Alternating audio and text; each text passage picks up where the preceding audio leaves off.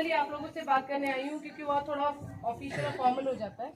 यहाँ अगर आप लोगों का कोई क्वेश्चन हो तो आप पूछ सकते हो, मैं बता सकती हूँ स्पोर्ट्स से रिलेटेड या मेरे एक्सपीरियंस से रिलेटेड। तो आप लोगों की ग्रोथ बहुत अच्छी है, आप लोग ट्राई कीजिए। अगले साल कैसी मेहनत करोगे? आईबीएस में अगले साल आपको मेडलिस्ट में से एक में देखो, ठीक है? कर लोगे? आपको सब लोग चलाने आएगी? Good luck. हम आप रेट रहे हैं कैसे? मैं 2015 तक मैं ऑलराउंडर थी। 2016 के बाद मैं डिफेंडर आ गई। जब तक मेरी गेम बहुत स्पीडी थी मैं तब तक मैं ऑलराउंडर यूज़ होती थी, डिफेंस में भी और ऑफेंस में भी। फिर जैसे वेट गेन हुआ, जूनियर बच्चे अच्छे आए तो फिर मैं डिफेंस में ऐड हो गई। जो जूनियर बच्चे जो अच्छा कर रहे थे उनको मौका मिल गया। तो ये स्टेज सबकी आएगी, आप लोगों की जूनियर आएंगे, अगर आप मेंटेन नहीं कर पाओगे तो उनको ऊपर आने देना पड़ेगा, आप लोग नहीं सकते। और कुछ है कुछ पूछना? कबड्डी किसको फ्यूचर में कबड्डी खेलनी है आगे तक? सर्कल स्टाइल वाली या नेशनल स्टाइल? National style. बहुत बढ़िया, तब तो काफी अच्छे बच्चे हैं आप। प्रैक्टिस करते हो रोज? सच में करते हो? Yes ma'am. मैं विश करती हूँ आप लोग मुझे किसी टूर्नामेंट में मिले फिर। Yes ma'am. मिलोगे? Yes ma'am. आप लोगों एसोसिएशन के बारे में कुछ आइडिया है? कबड्डी एसोसिएशन, कबड्डी एसोसिएशन की स्टेट की, डिस्ट्रिक्ट की, अपनी अपनी नहीं मालूम। वो वाला टूर्नामेंट आपने जरूर खेलना है।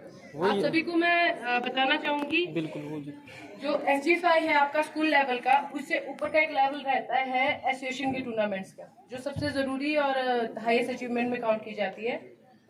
एशियन गेम से लेके नेशनल गेम, ओलंपिक, ये सब एसोसिएशन के थ्रू ही होती है। तो वो कंपटीशन आप कभी भी मत छोड़िए अगर आपको मौका मिलता है तो, है ना? क्योंकि बॉयज के लिए स्पेशली प्रो कबड्डी में आने के लिए सबसे अच्छा चांस आपका खेलो इंडिया जूनियर नेशनल, क्योंकि इसमें टैलेंट पूल के लिए एक स्पेशल कैटेगरी होती है। अभी लड़कियों का स्टार्ट हुआ नहीं है, मे बी इन फ्यूचर लड़कियों की प्रो स्टार्ट होती है तो उसमें भी टैलेंट हंट के लिए, जैसे आप लोगों की सिलेक्शन यहाँ पे नेशनल के लिए हुई, वैसे प्रो कबड्डी के लिए बच्चों की सिलेक्शन होती है छोटी एज वालों को। तो आप लोगों को कभी मौका मिलता है एसोसिएशन के टूर्नामेंट्स खेलने का तो ज़रूर खेलिए, एक्सपीरियंस भी मिलेगा और चांस भी मिलेगा आगे खेलने का, ठीक है? गुड लक फ्यूचर के लिए।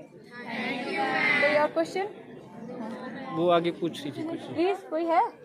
वो नहीं है।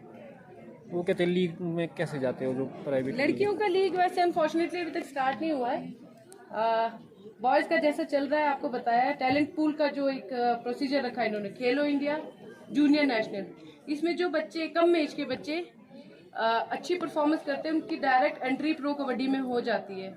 विशाल भारद्वाज का नाम सुना होगा आपने। तो ये वो बच्चे हैं जिनको टैलेंट पूल के तहत इन लोगों ने कम एज में ही सिलेक्ट कर दिया था। 3 साल तक वो उस टीम से खेलते रहे, नेक्स्ट साल वो किसी और टीम में जा सकते हैं। तो अगर इन फ्यूचर लड़कियों का प्रो का स्टार्ट हुआ तो मुझे लगता है यही है वैसे सबसे अच्छा। आजकल साई में एक नया इन लोगों ने स्कीम निकाला है जिसमें लड़कियों को सिलेक्ट करके दूसरी कंट्री में खेलने के लिए भेजा जा रहा है। तो इसमें भी यही है, खेलो इंडिया से चूज की हुई लड़कियां ट्रायल देती हैं और ट्रायल देने के बाद जो सिलेक्ट होती है वो इंटरनेशनल लेवल पर टूर्नामेंट खेलने जाती है, सिर्फ एक्सपोजर के लिए। बेशक उस सर्टिफिकेट की वैल्यू नहीं होगी बट वो एक्सपोजर अच्छा है आप लोगों के लिए। तो आप लोगों के पास जब तक आप लोग स्कूल गेम्स नहीं खेलोगे, अपने रीजन का टूर्नामेंट नहीं खेलोगे, ये सबसे बेसिक है, ये खेलोगे तभी आप आगे बढ़ोगे। इस पे फोकस कीजिए अगर किसी ने कबड्डी को सीरियस लेना है। इसी तरह की दूसरी गेम में भी है, आप लोगों को SGFI खेलोगे उसके बाद एसोसिएशन के जूनियर लेवल के टूर्नामेंट्स होते हैं, सब जूनियर के भी होता है, अंडर 14 अंडर 17 स्कूल लेवल में होता है। तो वैसे कबड्डी में अंडर 20 है, टेबल टेनिस में 14 से स्टार्ट हो जाता है मुझे लगता है। तो अलग अलग गेम्स की अलग अलग कैटेगरीज है, जिसको जिस गेम में पसंद है वो उस गेम के बारे में जानकारी अपने टीचर से पूछ सकता है। आप लोग पूछोगे वो आप लोगों को जरूर बताएंगे। आप लोग खुद से इनिशिएट नहीं लोगे तो किसी भी टीचर को ये नहीं पता होगा कि आपको क्या चाहिए। मान लीजिए आप में से कोई डॉक्टर बनना चाहता है, आप टीचर को पूछोगे, उनको नहीं भी पता होगा, ढूंढ के आपको निकाल के देंगे, गाइडेंस देंगे कि आप डॉक्टर बनना चाहो तो कौन सी स्टडी करो। बट आप लोग खुद से इनिशिएट नहीं लोगे, पूछोगे नहीं, अंदर रहोगे, सोचते रहोगे कि मुझे सामने वाला क्या सोचेगा कि ज्यादा बन रही है या क्वेश्चन पूछ रही है। क्वेश्चन पूछोगे तभी आंसर मिलेगा, तभी एक्सपीरियंस मिलेगा। एक बार गलती होगी, 2 बार गलती होगी, तीसरी बार में आप लोगों को करेक्ट आंसर जरूर मिल सकता है। तो कोशिश करते रहिए और शर्माइए मत, जो मन में है जो क्वेश्चन है उसको खुल के रख लीजिए, ठीक है। मेरे पास स्पोर्ट्स का एक्सपीरियंस है, तो यहाँ आपके पास ऐसे आपके टीचर्स हैं जिनके पास लाइफ का एक्सपीरियंस है। हर एक मुझे लगता है हमारे एडिशनल सर है एचएस, वो भी आप लोगों की तरह एनवीएस से ही निकले हैं, तो इनके स्टूडेंट रहे हैं, तो इनको कितना एक्सपीरियंस होगा। अलग अलग बच्चों को अलग अलग कैटेगरी में भेजना चाहे, स्पेशलाइज आप लोग डॉक्टर्स बोलिए, जैसे मैंने बोला स्पोर्ट्स पर्सन बोलिए, तो अपने टीचर से खुल के बात कीजिए। और प्लीज़, जैसे मैं आपको बोला, अगर आप में से किसी को भी स्पोर्ट्स से रिलेटेड कुछ नॉलेज चाहिए होगी तो मैं यहाँ पे अपना नंबर छोड़ देती हूँ, आप पर्सनली कॉल करके अपने कुछ क्वेश्चन मेरे सामने रख सकते हैं। इनसे मैं मिली नहीं। सिर्फ सुबह 2 घंटे और शाम को सुबह 1 घंटा, शाम को 2 घंटे। तो सबसे पहले तो आप लोग बधाई के पात्र हैं जो पढ़ाई के साथ साथ स्पोर्ट्स में इतना अच्छा कर रहे हैं, अपने लिए क्लैप कीजिए। सेकेंडली, स्पोर्ट्स हॉस्टल में भी हमें मॉर्निंग के टाइम में पढ़ना पड़ता था। हम लोग, जैसे आप लोग 8 घंटे पढ़ने को देते हैं, हम लोग 8 घंटे स्पोर्ट्स को देते हैं, तो हमें 2-3 घंटे में अपनी पढ़ाई कंप्लीट करनी पड़ती थी। सो हम लोग 4:30 उठते थे, 5:30 बजे तक पढ़ते थे, उसके बाद फिर प्रैक्टिस पे जाते थे, 7:30-8 बजे तक आके खाना खा के फिर स्कूल या कॉलेज चले जाते थे, और शाम को आएंगे फिर फ्रेश होके थोड़ी देर में फिर प्रैक्टिस पे चले जाते थे। तो हमारे पास पढ़ने का लिमिटेड टाइम था, बट हम पढ़ लेते थे। उसी तरह टाइम मैनेजमेंट ये चीज़ आपको सिखाती है। आप लोगों को अगर फोकस है तो आपको 1 घंटा और 2 घंटा भी सफिशिएंट है। मॉर्निंग 1 घंटा फिटनेस के लिए और इवनिंग 2 घंटा प्रैक्टिस के लिए, ठीक है। अगर आप रोज़ करते हैं तो ऐसा नहीं है कि आप महीने में 1 महीने का कैंप लगा और उसके बाद भूल जाओ, वो चीज़ नहीं है। आप रोज़ आधा घंटा भी अपने आप को देते हो तो बहुत है, बट बात है कंसिस्टेंसी की। आप लगातार प्रैक्टिस कर दीजिए, उसके बाद आपके लिए 1 घंटा आधा घंटा फोकस की ज़रूरत है, दैट्स इट। क्योंकि कोई भी प्लेयर है, ज़रूरी नहीं है जो इंटरनेशनल प्लेयर बने हुए हॉस्टल से आए, कुछ बच्चे गांव से भी आए हुए हैं, ठीक है। ये तो थोड़ी सी हिमाचल में अच्छी बात है कि एकेडमी है, हॉस्टल्स हैं, बट कई जगह ऐसे भी हैं जहाँ पे प्राइवेट एकेडमी में बच्चे पढ़ रहे हैं और खेल रहे हैं साथ साथ में। सो सबके पास मुझे लगता है सबका अपना अलग अलग स्ट्रगल रहता होगा, किसी की फैमिली, किसी का इमोशनली, किसी का फाइनेंशियली, बहुत सी चीज़ें रहती होंगी, बट जब आप सक्सेसफुल हो जाते हो तो ये चीज़ इग्नोर हो जाती हैं। तो ये मत सोचिए कि आपके पास 1 घंटा है 2 घंटा, ये सोचिए आप उस 1 घंटे में क्या क्या चीज़ कर सकते हो, उस 2 घंटे में आप क्या क्या चीज़ सीख सकते हो। आई होप आप ये सोच के कि मेरे पास 2 घंटे में 2 घंटे में क्या कर लूँ, आप ये सोचो कि मेरे पास 2 घंटे में 2 घंटे में क्या क्या कर सकती हो। यार सबसे ज़्यादा कबड्डी में ज़रूरी है स्किल, हर एक इवेंट में ज़रूरी है स्किल। आप बैडमिंटन लो, वॉलीबॉल लो, सबसे ज़रूरी है स्किल और ड्रिल। मॉर्निंग सेशन में अगर आप फिटनेस करते हो तो इवनिंग सेशन आपको स्किल, ड्रिल और आपकी जो गेम है स्पेसिफिक ट्रेनिंग, वो ज़रूरी है। मॉर्निंग सेशन आप लोग, मुझे लगता है पहले ही पीटी और ये सब होता है, तो मुझे लगता है आप लोग थोड़े बहुत फिट पहले ही हैं, तो इसमें रनिंग इंक्लूड कीजिए जो स्पोर्ट्स में चाहता है करियर बनाना, ठीक है। और आजकल आप लोगों के पास यूट्यूब में भी काफ़ी ज़्यादा ऑप्शंस हैं ट्रेनिंग शेड्यूल के, अगर आप देखना चाहो तो। आपके टीचर्स अच्छे हैं, जो मुझे फील हुआ वो पहले ही स्पोर्ट्स में काफ़ी एक्टिव है, तो उनसे आप हेल्प ले सकते हैं कि आपको एक्स्ट्रा ट्रेनिंग करवाए स्पोर्ट्स के लिए, तो वो चीज़ पॉसिबल है। 1 घंटा और शाम के 2 घंटे इंक्लूड मिला के 3 घंटे आपके पास रोज़ के हैं प्रैक्टिस के लिए, और बहुत काफ़ी हैं वो, अगर आपको पढ़ाई साथ में रखनी है तो। क्योंकि आपका एक यहाँ पे आपकी एक स्ट्रगल लेके आप एक एंट्रांस दे के आए हो। मुझे नहीं लगता सभी बच्चे जेएनवी में एडमिशन ले सकते हैं, मैं नहीं ले पाई कभी, ठीक है। तो आप लोग बहुत अच्छी जगह हो, उसका बेनिफिट लो। यहाँ पे आप लोगों को लाइफ लेसन मिल रहा है, उससे सीखो। स्पोर्ट्स को करियर बना सकते हो, उसमें आपके टीचर्स आपकी हेल्प करेंगे जब आप हेल्प के लिए बोलोगे। बाकी गुड लक। 1-2 घंटे बहुत है, और आप लोग जिस तरह की गेम है आप आगे बढ़ो। तो पंजाब 2 राइट, पंजाब 1, ये 2 कहाँ गए सबसे एक्सपीरियंस प्लेयर?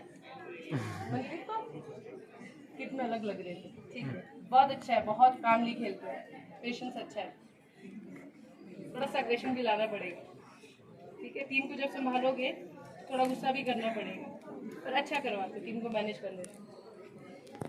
सो कैसा था एक्सपीरियंस आपका? सीखने को क्या मिला? कुछ तो मिला होगा सीखने को। क्या सीखा तुमने यहाँ पर? कुछ सीखा?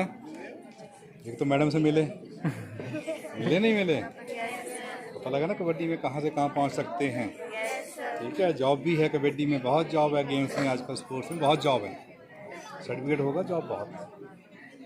मेरा पहला एक्सपीरियंस स्कूल का पता कैसा था? मुझे अंदर खेलने नहीं दिया गया था। मेरी एक छोटी थी तो मुझे बड़ों के बीच में मना कर दिया था, मेरी सिस्टर ने जो मुझसे पहले खेला करती थी। तो जब वो हारे तो मैंने उनको टॉन्ट किया, तुम हार गए इसलिए हारे क्योंकि डिजर्विंग प्लेयर अंदर नहीं था, ठीक है। उससे अगले साल मुझे टीम में लिया गया, बट स्टेट में मैं अंदर नहीं खेल पाई, मुझे एक्स्ट्रा में रखा गया। तो मैंने रिक्वेस्ट की सर को कि सर मुझे अंदर खिला दो, बट छोटी थी गेम, उतनी खास नहीं थी, मैं भी तो अंदर नहीं दिया। उससे नेक्स्ट ईयर फिर मैंने टीम में अंदर एंट्री ली, अंडर 17 और 19 दोनों खेली, स्टेट खेली और नेशनल के लिए सिलेक्ट हुई, बट नेशनल में बाहर बैठी एक्स्ट्रा में। तो ये एक स्टेप है, आप लोग फेस करोगे, एक्सपीरियंस मिलेगा, ठीक है। 1 महीने में 1 साल में कोई भी इंटरनेशनल नहीं बनेगा, आप 2 साल फोकस करो, 2 साल अपनी गेम को दो, 2 साल अपने एजुकेशन को फुल फोकस रखो, रिजल्ट पक्का मिलेगा। तो हारना मुझे लगता है ये एक पार्ट है गेम का। आप लोग हारोगे, आप लोग सीखोगे, अगले साल के लिए और अग्रेशन आएगा कि इस बार सेकंड आए तो अगले बार फर्स्ट आएंगे हम लोग। तो ये एक्सपीरियंस है, इसको गेन करो, पॉजिटिवली लो। यहाँ आप लोग इतने लोग मिल रहे हो, उनसे सिर्फ अच्छी अच्छी चीज़ें गेन करो। हो सकता है किसी ने बुरा बिहेव किया, उसको इग्नोर करो, उसमें जो अच्छी चीज़ है उसको कैच करो। आई होप आप लोगों का एक्सपीरियंस अच्छा रहा, कुछ सीखा हो। और कबड्डी के लिए प्लीज़ अगर कुछ होगा मेरे लाइक मुझे बता दीजिएगा। एजुकेशन ज़रूरी है, जो बेसिक नीड है, उसके साथ साथ ही बहुत अच्छा सपोर्टर है जो यूज़ कर सकते हैं आप। ज़रूरी नहीं कि वो नेशनल का, एक स्टेट का लेवल का सर्टिफिकेट भी आपके पास काम आ सकता है। तो ये चीज़ें कभी वेस्ट नहीं जाएगी, जब आप इन फ्यूचर आगे जाओगे ये सारी चीज़ें आपको कहीं ना कहीं हेल्प करेगी। मुझे लगता है बच्चे बोर भी होंगे। ठीक है, गुड लक रीजन के लिए, नेशनल्स के लिए, ऐसी परफॉर्मेंस अच्छा करो, फ्यूचर बहुत लंबा है आपका। Thank you ma'am.